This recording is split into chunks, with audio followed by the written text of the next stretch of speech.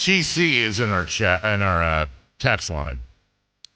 If we were to assign roles, we were role playing amongst Kings fans.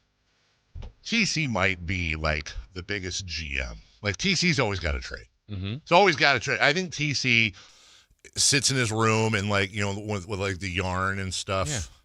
TC is trade commander. Trade commander. That's great. I think that's exactly what TC stands for. So he's always got a deal.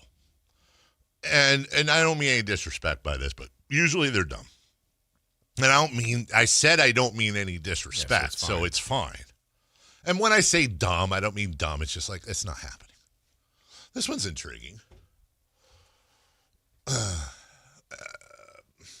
Only because, and we're going to have to forget about the money for a second. But if the Milwaukee Bucks got the number 10 pick in the draft, would you trade Keegan Murray to them for it? The reason that intrigues me is because of the whole thing I just said about Max Reynaud. I also kind of feel that way about Keegan. Mm-hmm. I don't know. I don't know if Keegan Murray is like, have we seen, what is he? This is fifth year? Fourth. And like, on one hand, I want to say, okay, I mean, when you just look at his number, first off, I think a big problem with Keegan Murray is he's just so damn lovable. I think he gets a pass in a lot of ways because he's just so damn lovable. We all root for him. And there's no doubt that he's a plus defender, but I don't think he's ever sniffed an all-defensive first or second team. And you look at his numbers, and it's like, okay, they're fine. Right. And you see these flashes, but I still think his rookie year was probably his best overall year. And we just signed him to this big extension, which I get. I'm not faulting them for that. I understand you're trying to gather pieces. And then part of me goes, well, this team's been so bad for so long. Like, have we really even seen the real Keegan? But you know what? DeMarcus Cousins put up insane numbers on terrible teams. And there's a little bit of the whole Maxime Reynaud question I have with Keegan Murray. Like, I don't know that. We always overvalue our players. That's just every fan base does. We always do. Whatever. It's like parents thinking their kids, super handsome or smart at the thing, or we all have our own biases. So the number 10 pick in the draft, normally I would just say absolutely not, but part of me goes, oh, you know what? It does free that money up on an extension that hasn't even happened yet.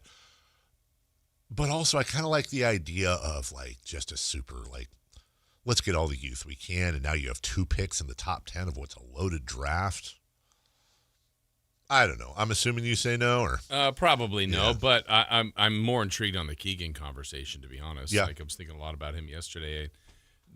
What I've been potentially excited for here in the last 20 games or so would be, hey, look, with all the people out, we asked Keegan the question at Media Day. Like, I want to see if he could be the 1A or the 1. Mm-hmm. And I don't think it's in his DNA. And that's okay. I'd rather know it. And while Russell Westbrook is out there, while DeMar DeRozan is out there, he defers. He does. He does other things. He's not a problem. Yeah. But watching him, I think he is a piece to the puzzle as opposed to the piece. I think you're right. And so if you surround him with right players, and like the first year, the Beam Team year, he was great. Around a lot of good players. I also do believe he's probably the one that would benefit the most with Sabonis on kind of the way they used to run the offense. Yeah. But they're not doing that right now, and Sabonis isn't here. So to me, it's like I want it to be almost like a California Classic year 2, Keegan, where they just said you can't shoot too much. And I don't know. I think last night at one point, I don't even know what the final thing was, but I remember thinking, and I could do it really quick. You talking about the box score? Yeah. Yeah, 34 minutes. 1, 2, 3, 4 people, including Daquan Plowden, took more shots than Keegan Murray. Yeah. That's no. But he's coming off of a 16-shot game against San Antonio, and then you go before that 13, but then down. Like, I don't even know if it's all about field goal attempts, even though that's a good way to put it. Yeah, to me that's being aggressive. Mm-hmm. And he played enough minutes to have 18 to 20 shots. I mean, Plowden played 13. No, I'm sorry, I looked at the wrong. 7. Almost 10 less minutes than him. Yeah. And took 2 more shots. Well, but this is where the confusion comes in. Everything you're saying is 100% correct. Also, he was 2 of 10. Yeah. So as part of that, like, he starts out aggressive and then he goes, I don't have it tonight. I'm going to do other things. So he did have 5 boards, 5 assists, and 3 blocks. That's fantastic. Yeah, but my point is a 1A or a 1, Kobe, and I'm going extreme. Yeah. But Fox, if Fox is 2 for 10, he's like, I'll keep going. I'll get to 6 of 17 before you freak out. It's funny you mentioned that because I was, and we'll talk about that. And he's on later. a different squad now. He is. But last night in the win, De'Aaron Fox was 4 of 17. There you go. And got 17 shots. He's going to take those shots. Yeah. Doesn't matter. And so I'd rather see that or an attempt at that. And again, this now doesn't have to be, and it's not just last night. Sure. But I think it's as you're making up the team and you're looking at it going, there's no doubt that Keegan can be a successful part in this team. I just don't know that he's the guy. Or just even made up that way. Yeah. Like the desire to absolutely do it. Or has he ever felt that, or does he need to feel that? It's just there's some dominant personalities on the team, and I think he fills in his role, and that's okay. Yeah, I do agree. And by the way, said his rookie year was his best year. That may also be his best role. Now, during his rookie year, we saw that, you're surrounded by vets. You're the guy in the corner hitting the threes. You had that crazy hot game. And your job is to stand in the corner, hit threes, and play defense. And the thought there, I think, with all of us was like, man, wait till this guy gets some more muscle. Wait till he's more of a vet. He could be the go-to guy.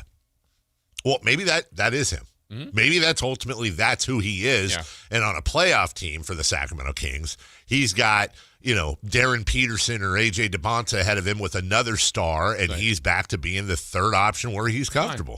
Fine. Yeah, and a good defender, doing the other rebounding and block shots. What do you have, 3 last night? Like, there's other things he helps the team with. And it's not uncommon.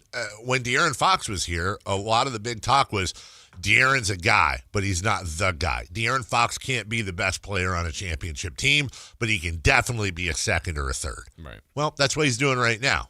And we'll talk about this in 3 for Madness at the top of the hour, but San Antonio Spurs had a hell of a win last night. Mm-hmm. And by the way, De'Aaron Fox's shooting was terrible last night, but they have other guys on that team. The Sacramento Kings, despite the win, excuse me.